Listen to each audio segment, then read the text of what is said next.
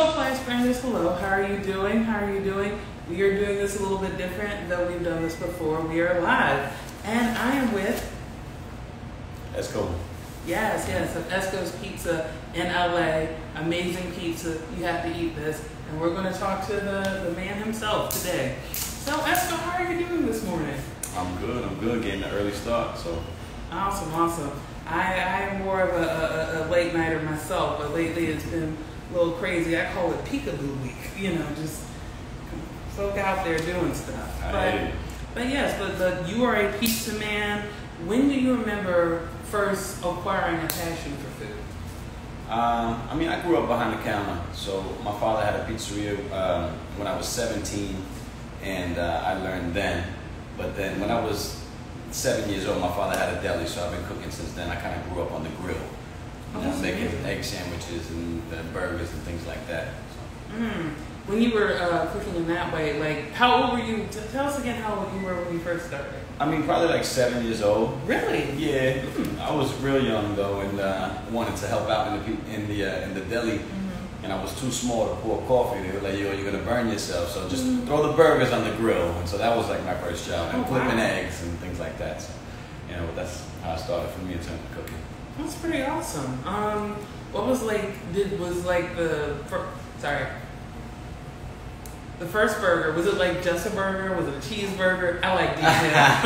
I'm a foodie and I intend to buy some pizza. It was probably a cheeseburger. Probably a cheeseburger. Yeah, we were a neighborhood deli right there in Astoria, Queens. So nice. We were busy. It was good. What makes you so excited about New York? What keeps it in your blood? Well, I lived in New York until I was 28. That was the first time I left, and I think there's something to be said about the camaraderie, about being a New Yorker, and everybody says like, "Oh, New Yorkers are kind of brash, not very friendly," but I think it's very much a community, and everybody knows each other, especially when you live in the neighborhood, and it's been great. It gave me the gift of gab, which has taken me a long way. So. Yes, we're definitely going to talk about that a little later when we talk about careers. So your pizza mentor was your dad? Yeah. He bought the pizzeria when I was 17. I was on my way to college that summer, and he didn't buy it because he was a pizza man. So himself did not teach me.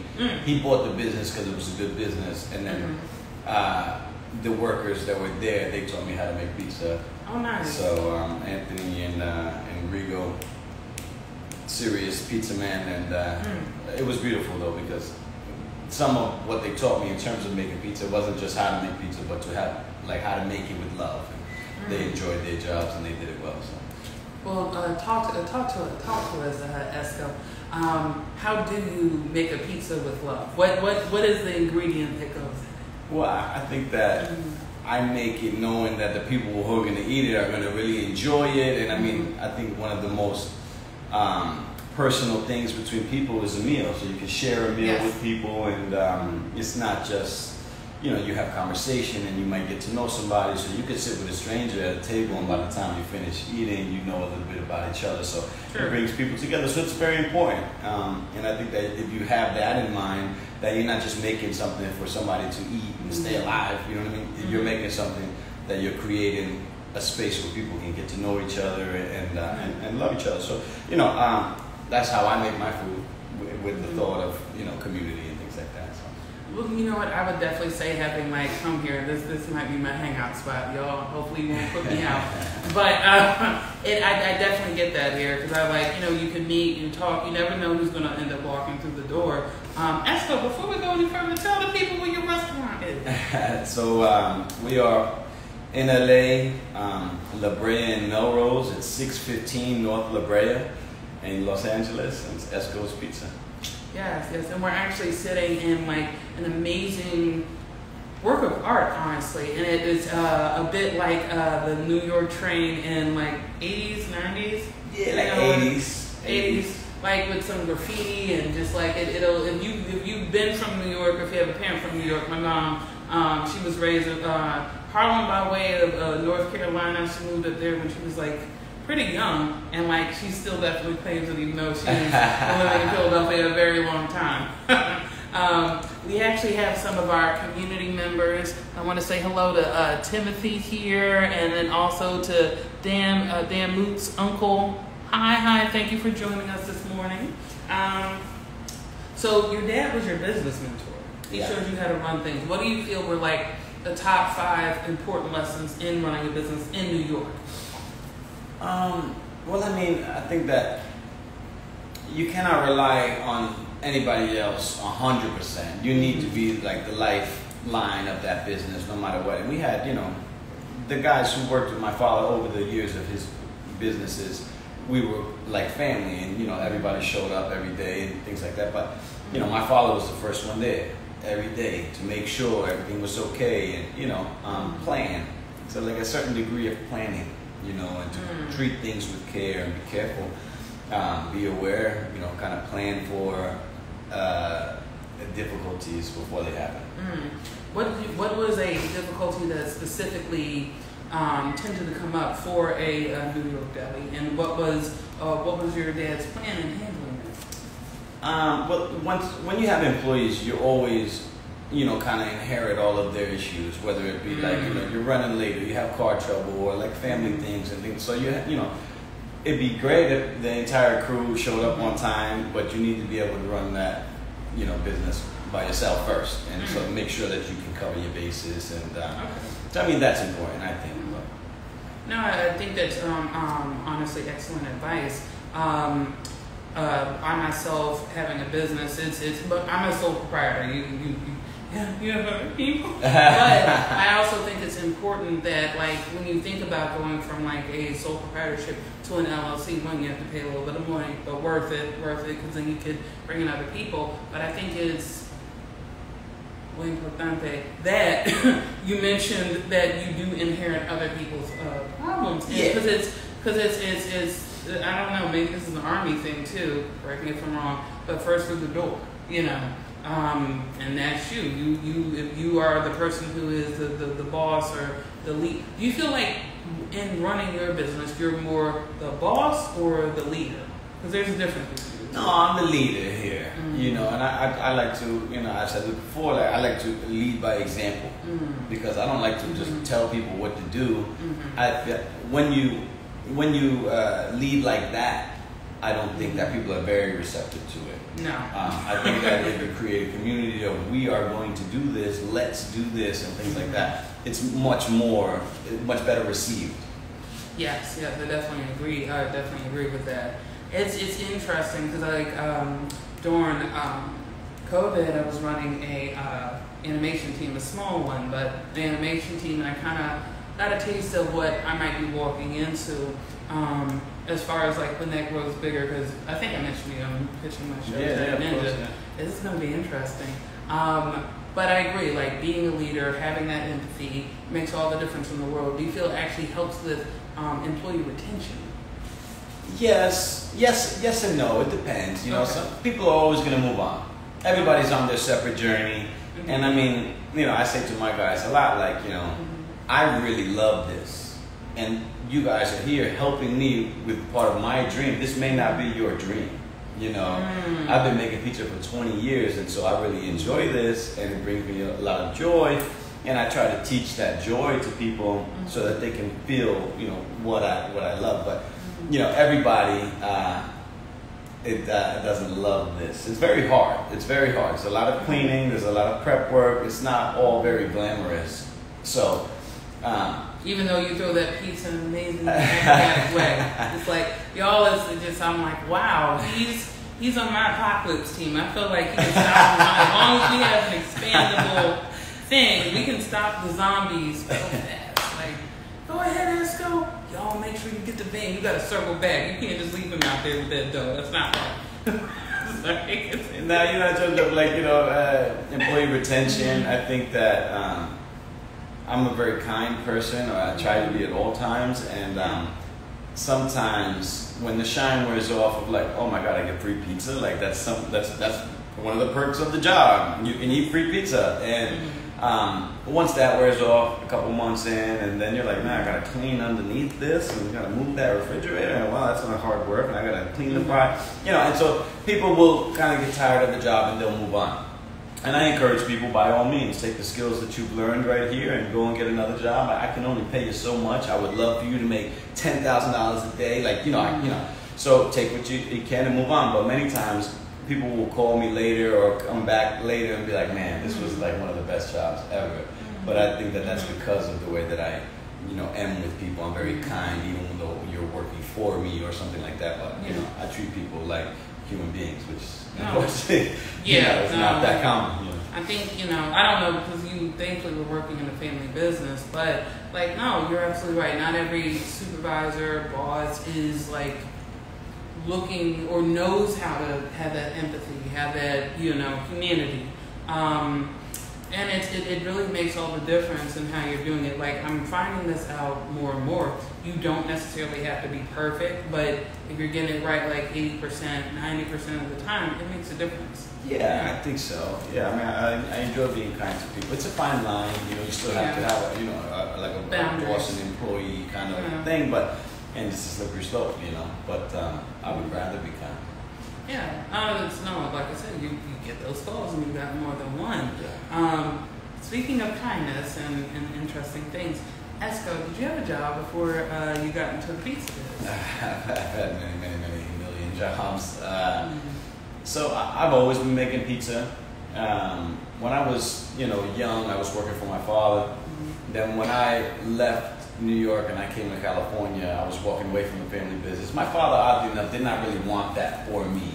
He wasn't like, "Oh, I really want you to take over my pizzeria." He wanted me to, get a job where I could work, not as hard, physically. Yeah, I see that. And sit behind a computer maybe and do a different kind of job. I mean, I kind of took to that kind of hard labor or things like that. I worked for many pizzerias. I worked in, supermarket and cashier. I did I waited tables for many years. I'm great at that, and I'm a people person, so it's landscaping, and I've had I've had a lot of jobs. Yeah. Nice. Most recently, before I did this, I was serving tables, and at the same time working with the landscaping company, and then I came back to LA to this. Very nice, very nice. Have you been a social worker before? Oh, so that's so I went to school for that, and I did do some social work as soon as I graduated. I had the opportunity of going back to my high school, which was amazing. Oh, yeah.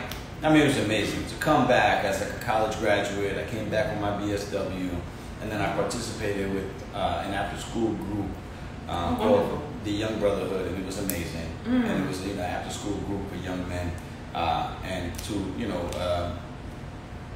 provide leadership and information and some hope and things like that. And it was wonderful. It was wonderful. No, this one I definitely enjoy working with young people, and I can definitely see you do too. What's a memory that has stuck with you from doing that mentorship, as just in discussing being a social worker?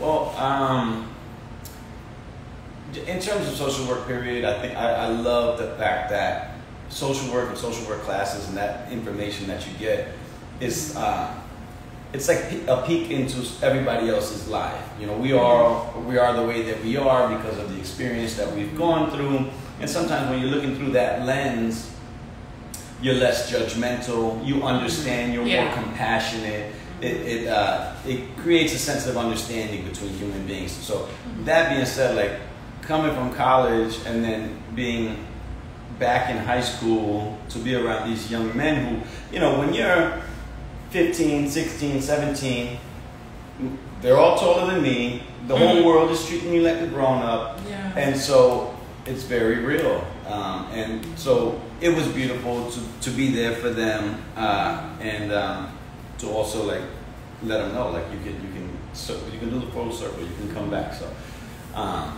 in terms of social work, I missed that. We took them to Yankees games, and I was assigned a group of young men who were like, listen, if they don't turn it around, they're not going to graduate. And everybody did well, Good. But we had many things in common. We came from the same place, and so it was beautiful to be part of that, to reel it in, and and they came back. It was great. So. Excellent. No, it's I think what a wise young man once told me is you gotta kind of feel out the kid, you know, because I was, he said if they're more talkative, then they kind of need somebody to listen. If they're a little less talkative, they might need you to kind of talk to them and bring that out a little bit more. It's hard to connect with high school kids because unless they're very outgoing, they're not going to be like, hey, these are my problems, help me out. No way. Yeah. And so I found my in because I'm a sneaker person and I always, So, and at that time I had a lot of sneakers. It was probably at the height of my collection.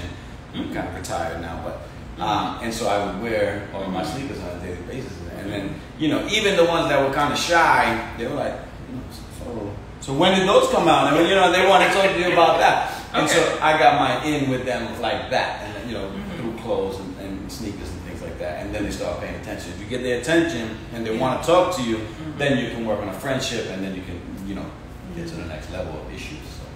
Awesome. Go ahead, let's go. I love that because, like, you know, it's no pun intended. Not a pun, but the kids are our future for real, you know, especially with everything going on. Yeah. It is both a challenge, I will say, and also a blessing to have social media available.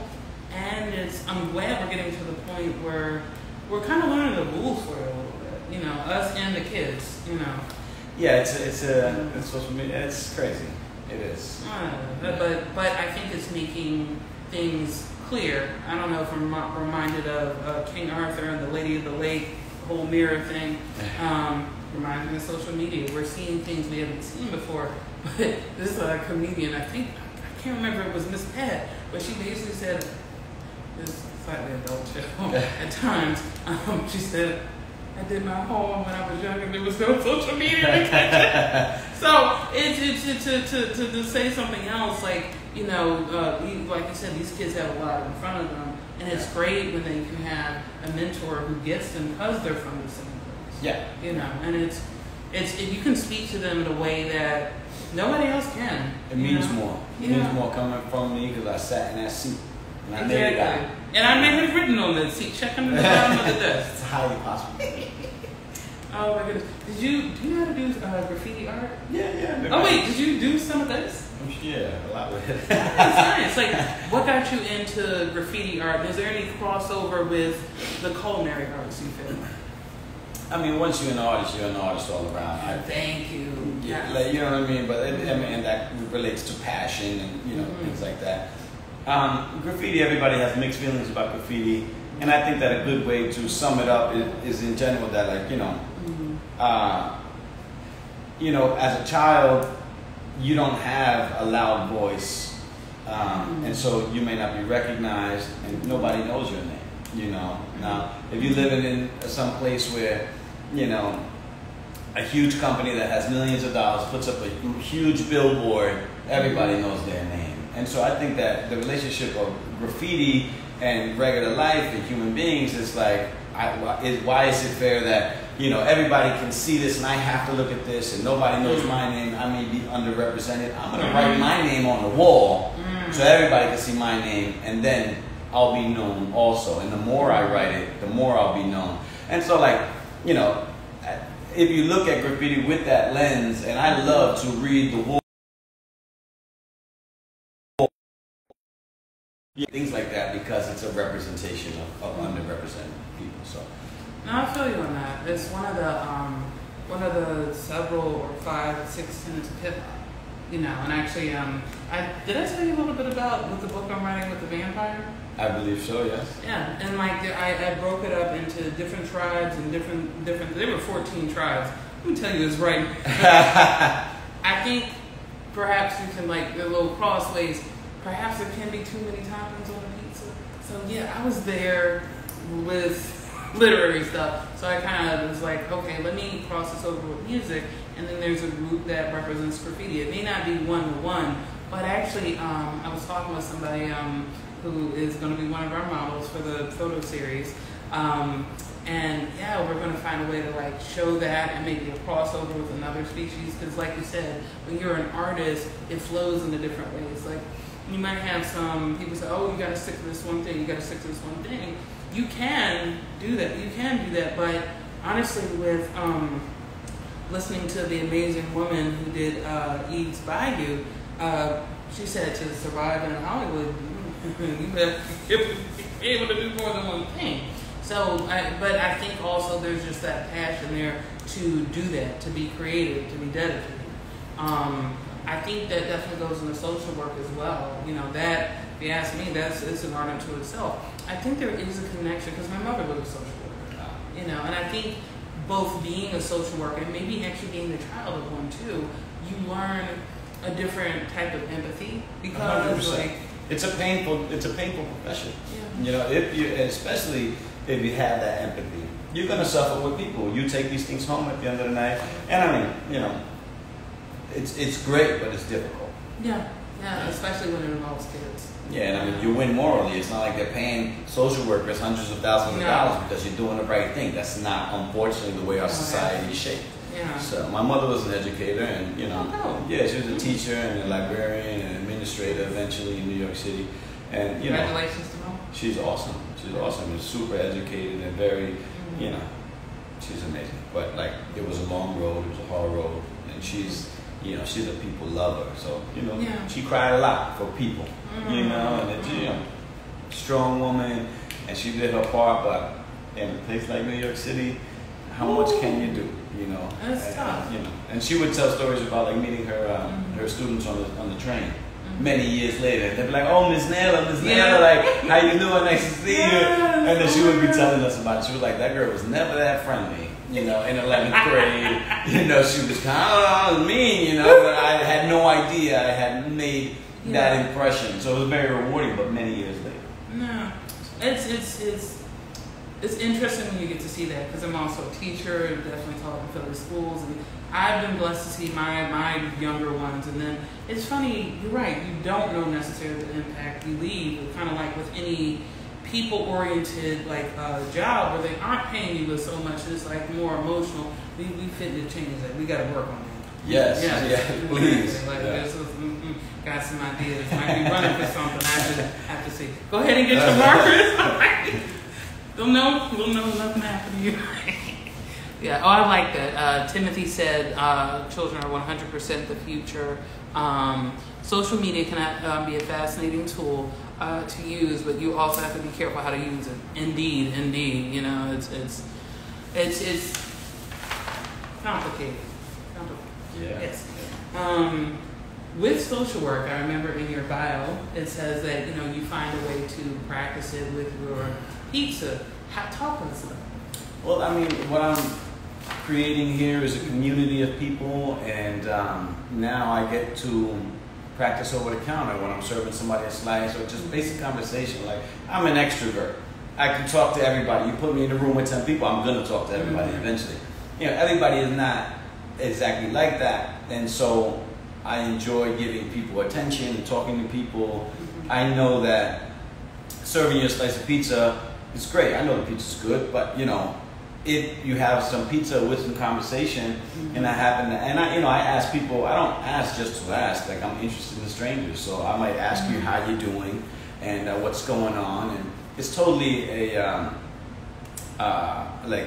That's a common question that the people don't wait for you to answer. Like, "Hi, how you doing?" And they're like, "Well, hey," you know, and no, there is no pause there. And I love to pause and say, like, "No, how are you?" And you know, some people think that you don't want to know. You know, sure, how you doing? If you ask me, I'm going to tell you.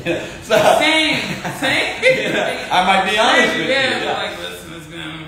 Yeah, and just sometimes you need to talk about that. Okay, and you know, I've been blessed to, like, you know, I acquire friends and. You know, and look, we're sitting down doing an interview right now because we're chatting in the pizzeria. Exactly. So, Two extroverts meet, it's a dangerous thing. But in the best way possible. Yeah, it's been great. And so, I practice over the counter, and I try to give as much love and give an ear to everybody. And it's been extremely rewarding. People give me their ear. I talk a lot.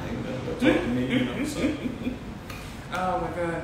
No, I like that. But I'm very happy as an extrovert and somebody who is, through you talking about it, is emotionally intelligent, that you also get something back. Yeah, well, it's like, extremely satisfying. Yeah, extremely satisfying. I mean, to be kind to anybody it makes me happy. So I'm a pleaser, and Feel you so, on that. yeah, 100%. You know. A wise person, my counselor, said that she felt in the world there might be more takers than givers, and that could be a sad thing. But the way I look at it is that we the givers, we who are givers have something a little extra, and the takers just need something, and that's not a bad thing. You know, it's the takers, even they need it. So you need, and then they will receive, you know, the love from somebody in the conversation. Yeah. So, and they'll come back. They always come back around, whether they're able, and it's something that can be learned. It's true. It's something that can be learned, how to be there for people, and those social work classes. That's, you know, it's important. So it's all knowledge and things like that. And I mean, for me, it's been reps. I've been behind the counter since I was 7. So like I know everybody. Everybody knows me, and I like, you know, the comment. You pick up on, you know, people's isms and things like that. And the ultimate people watching experience is standing behind the register. Indeed. I was telling Esco at one point, like, it'd be very dope if he ended up writing a book, or ended up doing like some sort of documentary. And I've already decided to put this in my novel because, you know, Draca's and Eve, who's our main protagonist, is going to start out in like Philly, but she's going to travel. Maybe like in the Ninja Turtles movie. By the way, that's how I learned. Like, I kind of ended up liking my foods off TV. Or comic books. Garfield lasagna, that's how I started eating that. Pizza, it was the Ninja Turtles. I was determined, I'm a wave to some people too. I was determined to be a Ninja Turtle, and if I honestly ever find out that they're real, I might have to have a career pivot. The Ninja Turtles was a big part of my childhood. I was a super fan for sure. I had all the toys. Yeah. I had some of the toys. But yes, like, did you see the last film? I did. Listen, they have a book that, are you a book borrower? Sure. Dope. My mom's a librarian. All right. Yeah. Nice. I'll tell you where I'm going to put your shop in there if you don't mind. Sure. I might have to have you sign a release. I have to figure out how that works. But like after I finish this thing on how like they developed the last movie, I'm gonna let you borrow that because like sure. It's really good, and so it's about like how the Ninja Turtles began. I'm trying to remember if it was toys or greeting cards because like the Care Bears. Are you a Care Bears fan? I know about it, but I wasn't a fan. Okay. But with the Care Bears, they started out as greeting cards, and they were a form of marketing, which I love. Learned so many lessons. I had a point. My point was I started out with like loving food off TV. Blueberries from Willy Wonka, different conversation. That was a dangerous. He really could have gone to jail if you asked me. Yeah, I was. He was on the edge of insanity there. Right there. We know what's funny. I love watching things about the making of things. Since we're here about the making of pizza and the making of community, because I could definitely see that's what you're trying to. That's what thankfully you were raised with. And what you seem to bring with you wherever you go. Is that a good estimate? Yeah. It's a huge blessing in my life, and it follows me. So it's been great. I like that creepy thing in the movie. I thought to throw a rock behind him anyway. But like jokes aside, that's amazing that you're able to do that because not everybody is, and the fact that you're this guy or cis dude who's able to do that in a way that adds some softness and not just in dough is a powerful thing. Like I think that like I just having worked with kids, the young people, the young boys specifically, they probably definitely feel that and know it was a safe environment to. Once they saw those sneakers, emote. I had a lot of help in my life. I had a lot of people be interested in me and say like, hey, you should probably not be doing that, or like, hey, pay attention, or like, hey, and so it felt great to be able to get that back. What made you listen to them when they was like, hey, buddy, side-eye? Especially at 15, too. Well, right, and when you're 15, you think you know it all. But I had people, see potential in me, and I was always very gregarious, and so like. That does make a difference. Well, I mean, it's hard because when you're very, introverted and you don't talk to people and things like that, it's very hard. And I've had students like that where I'm trying to figure you out, and I don't know because you don't say anything. So, I was open book. I was talking to everybody, and so people could tell that, I've been writing graffiti since I was a kid. So when you're a kid, it's a problem. it's not good. You know what I mean? You're getting into stuff, and you know, when you're in front of the neighborhood, you're hanging out a lot. And I lived the double life. I hung out a lot. I was outside. I was in the hallways in the high school, you know, hanging out and all that stuff. I always did okay in school because my mother wasn't educated. She was on me. She didn't play that. Yeah, no, but you know, I wanted to be cool, hang out. So, and you know, people would say like, you know, hey, so shouldn't you be in class, or like, you know, you're failing this class. Come to my class. We're gonna work on it. And people paid attention to me and helped me out. And, you know, and then also outside of school, mentors and things like that, people showing me the ropes. So for the two gentlemen who, you know, taught you about the love of pizza and pizza is love, would you say they were like uncles, basically? 100%. More like brothers. They were so young. Oh. They were so young. Oh, that's a good thing. Yeah. They had older brothers. I think I may be older than one of them. You know what I mean? I don't know, you know, but and the two of them are still in that town doing separate things now, but both making pizza. Rigo, El Gato también, like, you know, those guys are going strong, and whenever I can and get back on that side, I stop by to see those guys. Amazing. That's awesome. Like, do they have any, like, kids now? Are you also the uncles to the kids? I'm an uncle many times, and yeah. Well, they all have children, and they're wonderful fathers. Awesome, awesome. Are you also a father, Esco? Because you seem like you have dad energy. Well, it is what it is, Esco. It's something you can't run from. My wife has an 18-year-old that is now my daughter, so I just got married. Congratulations. Thank you. It's been about a year and a half. That's the paper anniversary. Yes. Yeah, so, you know, we have an 18-year-old, and we all live together right here. And it's wonderful. You know, I do have a family now, and things are, it's beautiful. Is Mrs. Esco also in pizza business? She'll be here any minute, you know. She worked here with me a couple of days, you know, here and there, help me out.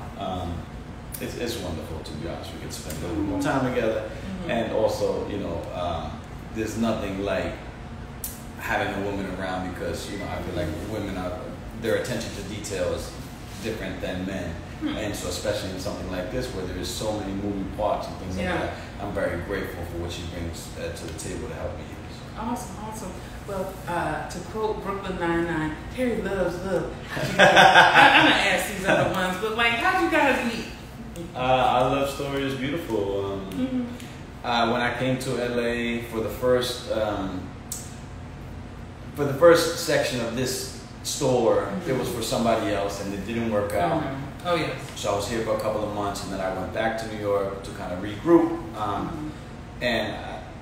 But I had already struck a second deal here, so I was home for 2 weeks, and we have like a couple of friends in common, and we're all bar friends, and so we went out one night, all of us together, and we hit it off, and it was very obvious to everybody. Like, oh, look at them over there, and you know, we spent 3 or 4 days kind of like, what are you doing tomorrow? Like, I don't know, what are you doing tomorrow? Like, let's go have lunch, and so we kind of fell in love over a couple of days.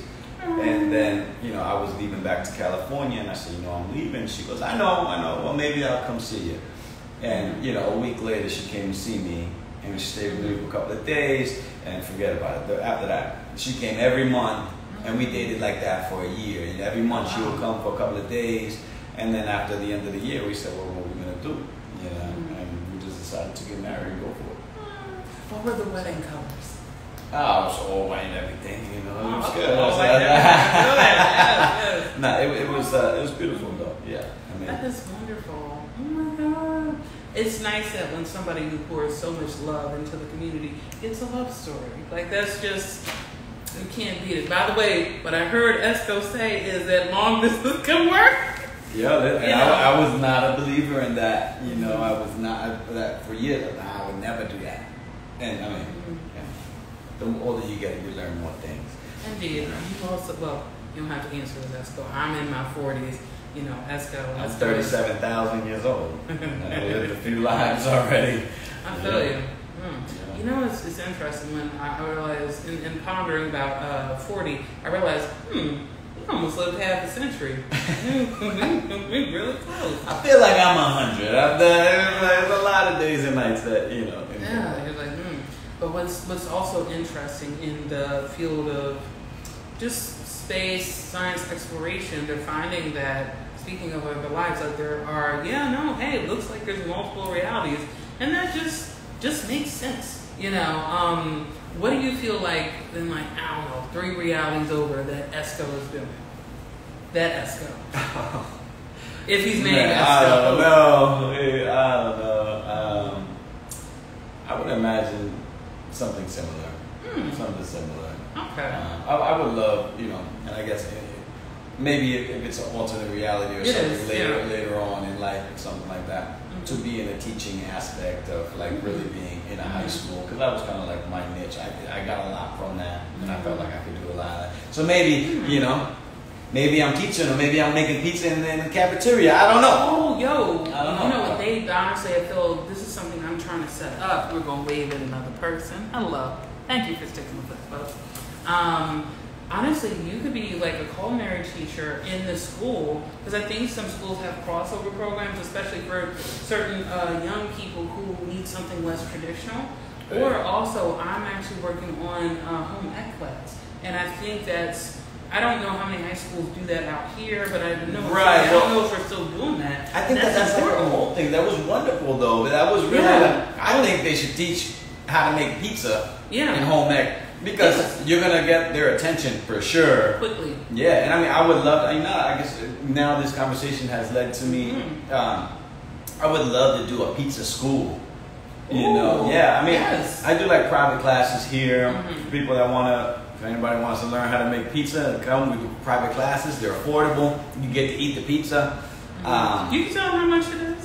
We do that here. Yeah, I mean, I make custom packages. What can you pay? You know what I mean? Is it a large group? Is it a small group? I do birthday parties. But, you know, we'll make it happen. And it's wonderful. And I think that having a pizza school to be able to teach this joy, and it's also like, it's a solid gig. You know, you can get a pretty good wage an hour anywhere you go, in any city, if you know how to make pizza. So like, comparatively, LA to New York, how much would you say you walk in, you have this pizza knowledge, from Esco, your teacher, Professor Esco. How much would you say you can make per an hour? I mean, listen, if you're good, you can walk in there and ask for $25 an hour.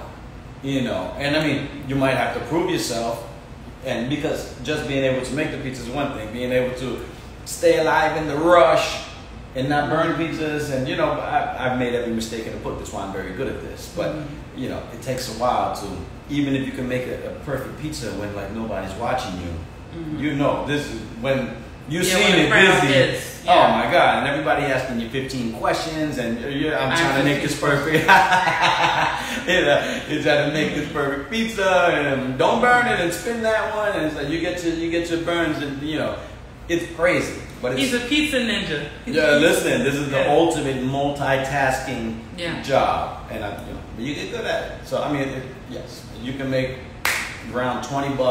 You know what I'm saying, and walk in it. So like, listen, learn how to make some pizza. What to dive back to like home ec? Wood shop scared me. I swore I was going to either lose a finger or something. Because that's what they promote. Well, you didn't. You didn't like my wood shop thing. I ended up making a little keychain, or I should say my T-shirt. I got a tutor for it. He made my keychain for me. I think like being an extrovert and sort of my parents didn't play about misbehavior in school. I didn't know that was an option. Or like not on purpose, you know, because I found out as an adult, and I talk about this all the time on the show, definitely neurospicy, found out about the ADHD part in my 30s, but I could look back and see that it was there. But I was like a nice little kid, and I was an adorable little kid. That doesn't hurt. And I'm assuming you were too. Like, I'm just saying, you know, just but yeah, no. Esco, I have to tell you, if I was in the hallway, I would have been. Listen. Home would have been a dangerous situation, bro. I like to hang out. No, we all have different things. I'm just speaking on what, you know, just my stuff. In fact, I would tell, like, they had me well trained enough. I would tell them myself.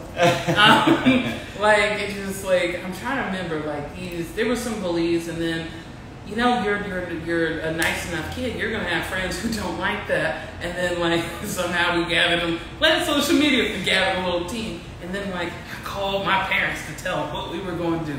Like I said, I think they had me well trained enough. Like, she shut it down, Esco. Shut it down. That wasn't going to happen after that. But if I look at it, maybe I didn't really want the smoke. maybe I didn't want the fire either. That could have come with that. I learned a lot of hard lessons by hanging out where I shouldn't have been hanging out. Yeah. Yeah. And you know what, I think that like as you know, as a family, you know, you get raised a little bit differently. Cool. You know, so like yeah, but no, I told on myself. I did that in college too. Like I was like, hey, I know you're like 7 states away because I went to North Carolina A&T, Aggie Pride. And like I was gonna have a lot of fun. I was gonna have some fun, or I didn't want to have that type of fun. It might have been in there too, and I was like, hey mom, totally know you live 7 states away, and like I probably could have gotten away with this, but yeah, I'm gonna go do this. No, you're not. Cool. Boom. And 7 states away, I can do it. I was on the phone with my mom, like, I'm in the library right now. Yes. Yeah, nope. Yeah, I'm going to bed after this. Absolutely. I was acting crazy. You want to tell us where you were? It's best to leave sleeping dogs over there. I was studying for sure. I was studying. Yes. Oh, good. Wait, you were actually in the library. You were no. Oh, you were studying something else. I was lying. I was not in the library. Oh my God. Like my guilt got to me. Like you know what? I can't even say Barbara and David. They had me. You know, like I said, they had raised me a certain way. Oh, I was a church kid too. That might have been part of it too. It's like that's a good base. It's like you got 3 people watching you. Your and parents. Jesus. Jesus. Don't be lying to Jesus now. Exactly, that might have been part of it. Because like I did like my lies always like just cranked up my anxiety till I told on myself. That's sad, you know. But it was something else. But yeah, no, like I really rolling back to the school parent, aka teachers. Hello, folk. Hello. Thank you for joining us. This is Esco of Esco's Pizza. In LA, am I saying this right? Yeah. Okay, all right. Yes, he has pizza cooking classes. Come on down to the beginning school of Esco to Professor Esco. Yes. Come see this amazing art. I'm actually gonna flip. I'm gonna try this, y'all. We're gonna try our best here. Flip the camera around so you can actually see the other wall of what we're looking at. And this is part of the store. How lit is this? Yes, I'm going to bring back lit. I don't care if it's old. Someone said it died. I do not care, and that's how we're going to do this. But no, that's really amazing that you have these packages and that you like just are able to teach people a really essential skill to eat. I like to microwave. I do. But I like to eat, so I will continue to come here. I remember you mentioned that there's a New York style of pizza. Please tell us a little bit more about that. Define it for us, if you will. Well, I mean, New York style pizza, large pizzas and large slices, thin crust. There's no like major regulations aside from that. Thin crust, and I mean, if people are holding a slice of pizza, the idea is that it'll stand up. It's not doing a flop, and that comes in terms of being crispy and being I put a lot of toppings on my pizza, so it's crucial that the crust is strong but thin. But those are, that's a good New York pizza. I'm ordering after this. This is very clear. I'm ordering after this is over. He's just so hospitable. We have some orders behind this camera. I think you saw them along with the wall, but yes, I'm hungry. Like early morning, I was like, no, we're going to do this. We're going to do it. Here, I'm going to eat. By the way, I just want to mention my shirt. This is for my birthday, but it is talking about a little bit about my company, Our Creations, and we got the Teddy Ninja paw here. I know it looks like a little school design, but hold on, let me find another piece of this shirt. By Our Creations, our royalty by Our Creations. We might play with this a little bit. This definitely was like, the family's royal. We're just on the celebration of my birthday, but we might, every topping has its own flavor, yes. True. And when you put it together, it creates a master of symphonies. And just, I'm a foodie, y'all. A foodie who, just likes. I will microwave it, but I was proud. I made some microwavable mozzarella sticks. I've seen it done well. Thank you. I'm very curious. Like my version of heaven is a giant chocolate cake that rebuilds itself every day. and like I'm a Care Bear because I'm really like a hardcore Care Bear person. But I want wings sometimes too, so we might have to bounce it back and forth. We make wings here also.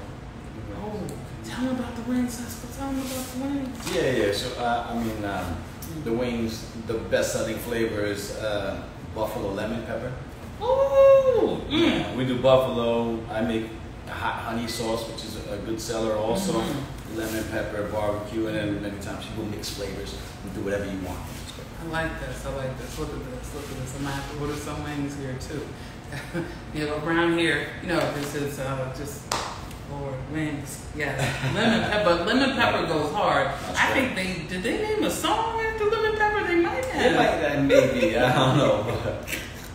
Oh my goodness. So with all that amazing, tell me more about the menu too. I'm gonna let you go hard, Esco. Go ahead. Well, so New York style pizza, and we are doing many different flavors. Some common things that you'll find here that you might not find at other pizzerias. I do buffalo chicken pizza, chicken parmesan, which is like one of my favorite things. And then you have your usual things, pepperoni, sausage, a veggie. I make some vegan pizza here, which is, notoriously people are not fond of. It's good. It tastes like the others. I found some very good vegan cheese, so, and it's not just vegan people, but people who maybe don't do... milk. Yeah. Or lactose. So if you're lactose intolerant or something like that, you still get some great pizza. So, wings, we do some sandwiches, we do a couple of pastas, the garlic knots, of course. Delicious. We do, simple but great. Yes. That's what I'm going for. So. Yes. Do you do any desserts? We keep cheesecake, New York style cheesecake in house. If you're in New York and you know about those Zeppelins, you come in here, I'll make them for you. Tell everybody. I thought I was I feel like I'm second generation half New York. Spent a lot of time there. You can hear a little bit of my accent, but could you hear my Philly accent? I did hear your accent. Okay. I noticed it. Well, yeah, it's because my mama, she's from Harlem, y'all. She's been in Philly for like the last 40 years. But she was but I you're also still from New York, even though you have been out here. And it's no. But if you're from New York, it never dies. Philly too. I've been here very often, but Philly. Certain things that don't wear off. They don't like the accent. My cousins, from Staten Island, you can still hear the New York accent, even though they've been a certain place. I won't give away their location, unless I interview them on here. In a certain place, but the accent stays strong. But I realize, New York people keep visiting New York, so it's it's not like it really has a chance to disappear. Yeah. No, where did they run to? You know where they ran to, New York. Why are you asking questions that don't make sense? No. Esco, out of all these amazing foods that you're creating, what is your favorite pizza? And does it change? I eat chicken parmesan slices or barbecue chicken these days a lot. So that's kind of but every now and then you're making a fresh pie of the day and it's a cheese pie. And so it's very hard to not have that. So every now and then, I just went home for a couple of days, and so when I came back, first thing I had was a cheese slice fresh out the oven. Oh, sounds so good. Very good. And I think if I'm remembering this correctly, the cheese does that stretchy thing that's fairly cool too. Yes. What drink do you feel both? I don't know if you actually drink alcohol. I do. Okay. Yeah. So what do you feel both non-alcoholic drink goes well with chicken parm? And what alcoholic drink do you feel goes well with chicken parm? Well, so drinking a can of Coke or something like that with a slice of pizza is extremely refreshing. So you'll catch me doing that every now and then. And then adult side there, a cold beer. What type of? I learned y'all moved to Cali, learned about Modelo. Thank you, West Coast Mexican Dad. I appreciate you. Thank you, Mr. Miguel. I'm gonna tell him I thanked him. See you again. But what is your favorite type of beer? I grew up drinking things like Corona and Modelo's, which in beer culture they're like, oh, you drink that stuff, but I hate this. Yes, I do. I do. I didn't say that. And it was good. Cold Modelo with a slice of pizza, fantastic. Then you want to get deeper, maybe another one, Samuel Adams. In October, they put out this October beer, Samuel Adams, and that's amazing with pizza. It goes really well. Would you ever go on tour with your pizza? Have you gone on tour? I would love to do that. I have not. Oh my This is about as far as I got. I made it to LA, but you know, I would love to. Yeah, I want you in Japan, but I'm throwing everybody in Japan because I'm trying to go to Japan 100%. Are you in the manga and anime? No, I'm not. But I mean, I've always had a strong pull to want to go and spend some time in Japan. Yeah. And I mean, they're extreme foodies, and I mean, Yeah. a New York style pizzeria in Japan, I think is gold. Ooh, it'd be fun if you got into like a pizza contest in Japan. Like, by all means, let's manifest that. Yes, manifesting, throwing Yes. energy. It's interesting what tenets of manifestation and quantum physics have with a crossover. I've been doing my research about that. Yo, it'd be lit if you, and I'm bringing lit back, I don't care. AAV, all day. I don't care if it was old and it died, I'm bringing it back. And woke is this thing, too. You know what? I know it's down, but I'm not sending the very best. Anyway, but yeah, but like, no, it'd be so cool if like somehow end up doing like a sushi pizza. What do you think? Well, the wonderful thing about pizza is you can do it all. Once you have a great crust, it doesn't matter what you put on it. It's an amazing piece of bread. Is the first layer. So you can do all manner of crazy things. I used to make Cuban sandwich pizza for Lent. Can you bring that back? I can do that. And then for Lent, I make shrimp pizza. Oh. You know, people stop eating red meat, so you do shrimp pizza. Shrimp, smart. garlic, mozzarella. It's amazing. I asked with a full heart and an empty stomach. Can you make that too? I thought I was allergic to seafood. My wife was sad for a while. I could still do lobster and crab, but I found out I'm not. So yeah, no, I'm here for shrimp all day. Love shrimp. I eat a lot of seafood. Yeah, it's just, have you ever tried tiger shrimp? Yes. Oh my god, I think I had that on a cruise. It was good. They're huge. Yeah, they are. Yo, tiger shrimp pizza. Yeah, 100%. And then like I will ideate happily all day. It'd be interesting if you did tiger shrimp and then somehow like with the sauce, like made it into tiger stripes. I can do that. Oh No my problem. god, you're so cool. I'm keeping you forever. You know how to make food. I can do that. This is a friend. Once you make a good chef as a friend, keep them happy. Keep them close. It's like, hey, I got you your anniversary. Give me it. This is shrimp for you to make for us. By all means. Oh my god. Yo, it's crazy. Oh, and congratulations on being a dad of an 18-year-old. Yes. Amazing. She's amazing. Oh, like so first year. I was trying to process how long you two would have known each other. But yes, what has been the best thing you've ever tasted so far? Like on Earth? Wow, it's a tough one, but I mean. It's just okay. Listen, I'm a New Yorker. I'm gonna have that's too much. I'll go bacon, egg, and cheese. Okay, tell them again that. It's a bacon, egg, and cheese. Yes. And growing up in a deli, that was a huge part of my life and of every New Yorker's life. You know, a bacon, egg, and cheese from New York deli.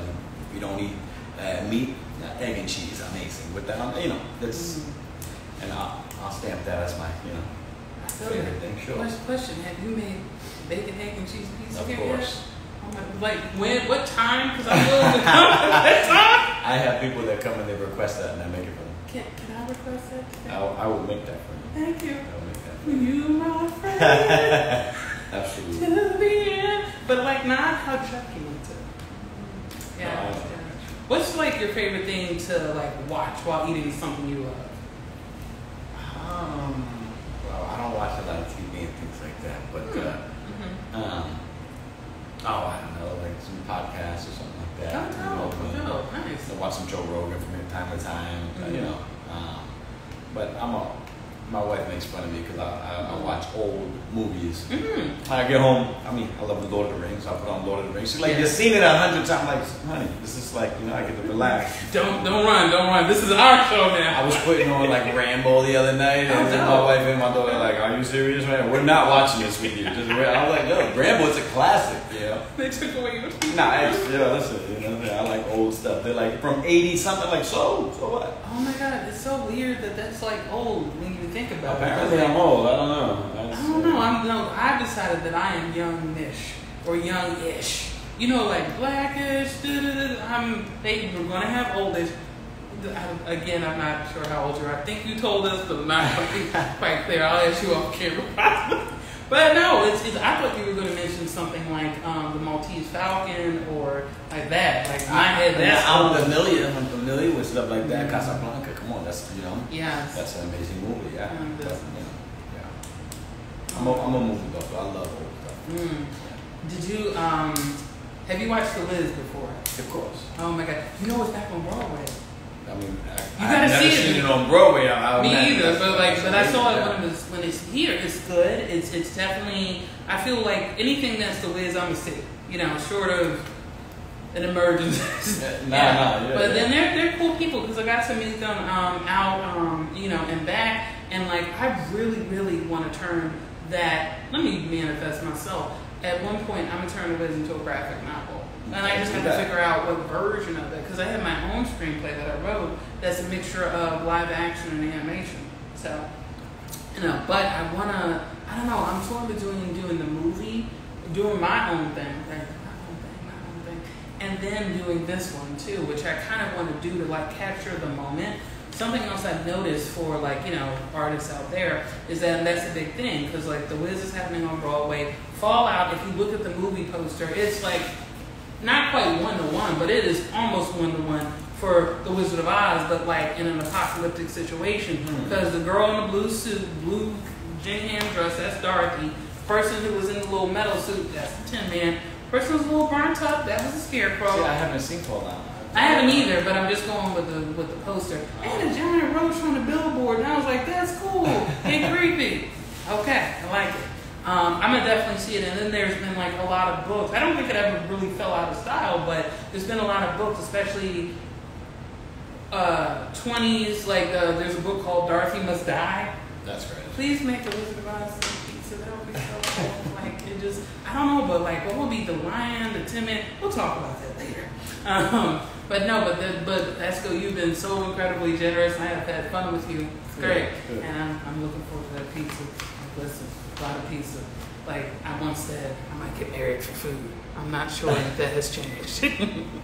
But yeah, thank you so much for joining us this morning. And yeah, we definitely have to have you back on the show. Thanks for having me. I really do appreciate it. There's so many beautiful days and nights that go into this pizzeria, and I'm glad that you would have me on so I could share a little bit of my stories. Of course, we're gonna have you back again. We're gonna talk about some dessert pizza. If you feel like I got it. I'll save that for next time, but I do have it. Yes. Actually, what we might end up doing, and we might actually end up eating it too on the show, and have like a plate though. Sure. She might try some. Listen, I could do that. Awesome. Or I don't know, you have to see. But we might interview you, and I don't know the name of your wife. You and Mrs. Esco about the art of love in business, especially since she helped you with this. And like I said, Terry loves love, and there's an art to making a relationship work. I'm sure she'll have some insight on that. Yeah, perfect. But no, but hey, don't count yourself shoddy. I think maybe already having natural inclination towards emotional intelligence, and then having people in your life who help do that, and then going to school for it, because that is what a good social worker is, somebody who is very emotionally smart. Yes, yeah, 100%. I don't think you stay in the job if you're not. I mean, I'm going to rephrase it. No, I can see that, though. But I think that you don't become very good at that job if you're not. And I think it helps to be helping the community you grew up in. But if you don't, one thing my late uncle said is, how are you going to help people if you don't understand them? I'm still feeling like I'm growing and understanding different things, but that was a powerful statement. Yep. That was Uncle Teddy. He also was from Harlem, too. That's right. Yes. But thank you so much. And before we let you go, please tell us where they can find your restaurant and where they can find you online. So the restaurant, Esco's Pizza, we are located on La Brea in Melrose in LA, and 615 North La Brea Avenue is the address. The easiest way to communicate with us and me is Esco's Pizza LA on Instagram. Excellent. Well, thank you so much. We're definitely going to have you back. Oh, you're welcome. And now to bacon, egg, and cheese pizza. I never pretend like I don't like food. It's a big back summer, And yes, but just leave on that. Oh wait, let me do my sign off. And I'm waving to the people. Oh, we have somebody from Harlem. Hello. Do you know a Toya from Harlem? I know a few toys from Harlem. Oh, yeah, never mind. Questionable question. But yes, but thank you to everybody who joined us. Thank you to everybody who came through. And as I say at the end of every show, love. This is my signature. I remember this. Love, peace, and flashbang. Thank you.